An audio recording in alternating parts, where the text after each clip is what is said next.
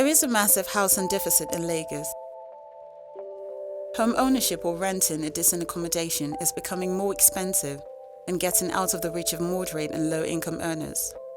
Nevertheless, the solution to this housing crisis may lie in a mixed-income housing model, which has been practiced in some of the most livable cities around the world.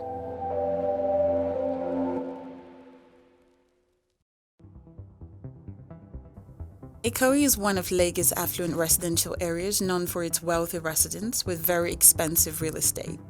In fact, the south of Lagos plays host to numerous affluent residential areas such as Victoria Island and Lekki, which provide comfortable and luxurious living spaces exclusively for high-income households.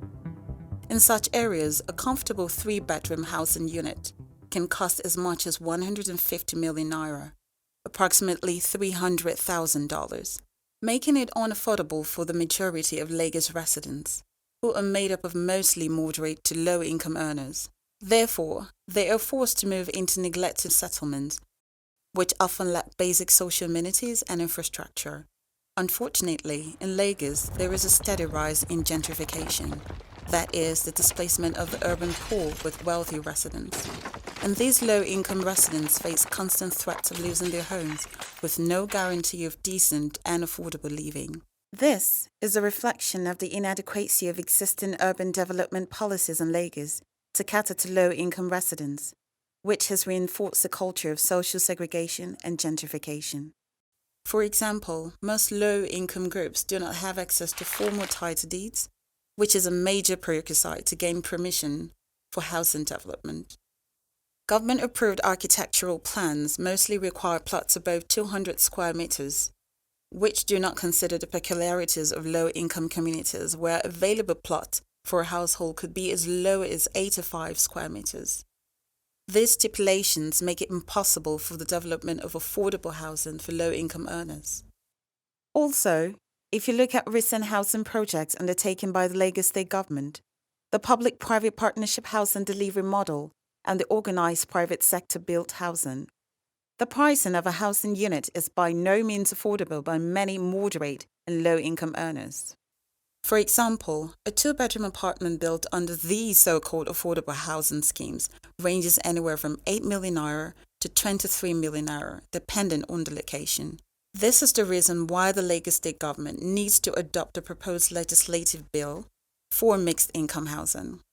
The proposed mixed-income housing bill would not only potentially decimate the housing deficit in Lagos, but it is so socially inclusive that it is based on decent and affordable living spaces for all income level households within the same neighborhood.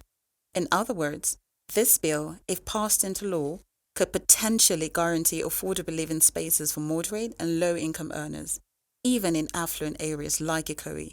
Without intervention, the social segregation between income and class groups continues to widen, resulting in poverty concentration in certain areas and wealth concentration in others.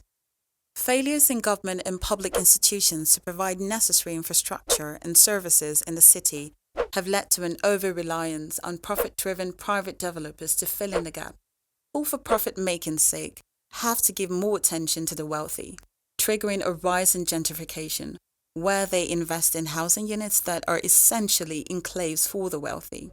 Meanwhile, mixed-income housing policies challenge such prevalent ideals of class separation and encourage model designs that promulgate sustainability and social mixture by providing a workable policy framework with the right financial mechanism. In other words, this bill would make it possible for Lagos residents to have access to affordable and decent housing irrespective of income level, while also taking into cognizance the financial bottom line of private developers. So, how do you determine affordability? After intensive deliberations with civil society organizations and the real estate sector, considering all the socio-economic factors within Lagos, a consensus was reached on how to determine affordability by defining the potential target beneficiaries. According to the consensus, pricing of housing units should be within the reach of a household whose total earnings is below twice the prevailing minimum wage. Therefore, following the official minimum wage rate as at the time of producing this video, the target beneficiaries of any low-income housing should be the groups that earn up to 60,000 naira every month, Achieving this level of affordability would be a huge task without adequate government policies. There are three main proposals reflected throughout the bill, which deliberately promulgates social mixture and maintains housing affordability across different income groups. The first proposal defines the percentage allocation of housing project sites among income groups. Developers will have to allocate 20% of their housing project sites greater than 50 hectares to affordable housing schemes run by the government or cooperative groups. Within these affordable housing schemes, 15% will be reserved for moderate income earners, while 5% will be reserved for low income groups. These income groups must be members of a government-recognized cooperative organization in order to participate in the scheme. This means that the developer will calculate the pricing scheme in such a way that the 20% allocated to the government or cooperative groups will be partly subsidized for purchases made by high-income buyers. It is important to note here that without government-led financial mechanisms and incentives, affordable mixed housing will not be commercially visible to implement due to market pressure.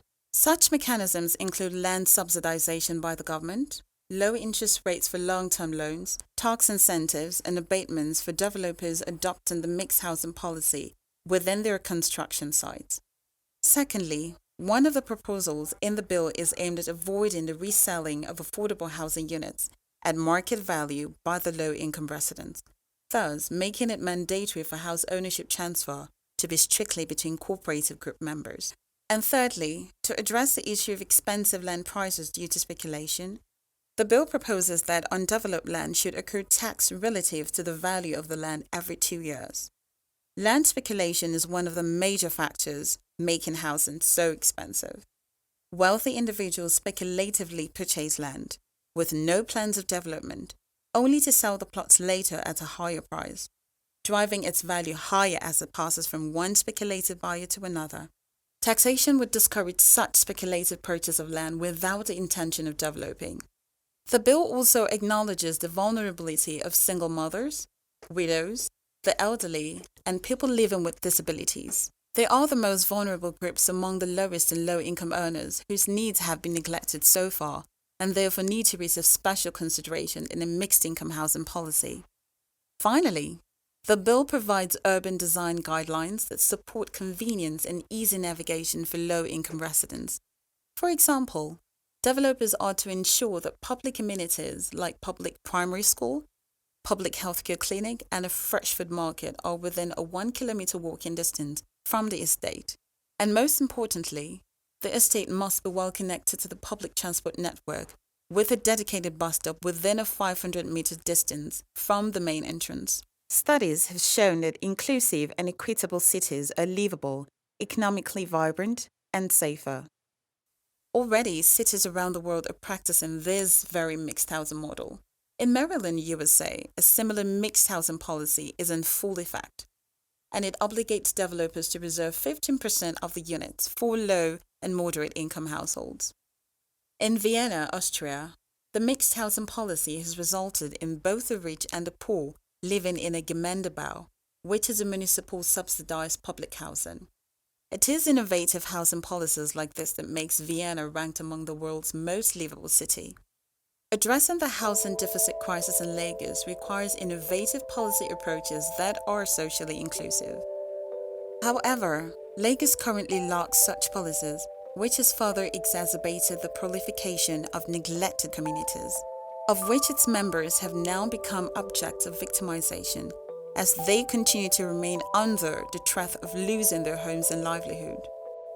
Meanwhile, cities like Maryland and Vienna continue to prove that a shared living space among the poor and the rich is not only possible, but can also be commercially visible. For now, the Mixed Income Housing Bill is being considered for an introduction onto the floor of the Lagos State House of Assembly. The private sector, civil society members and development activists in Lagos are currently working hard to get it debated and passed into law. You too can play your part by sharing this video and joining the online conversation with the hashtag Mixed Housing for All.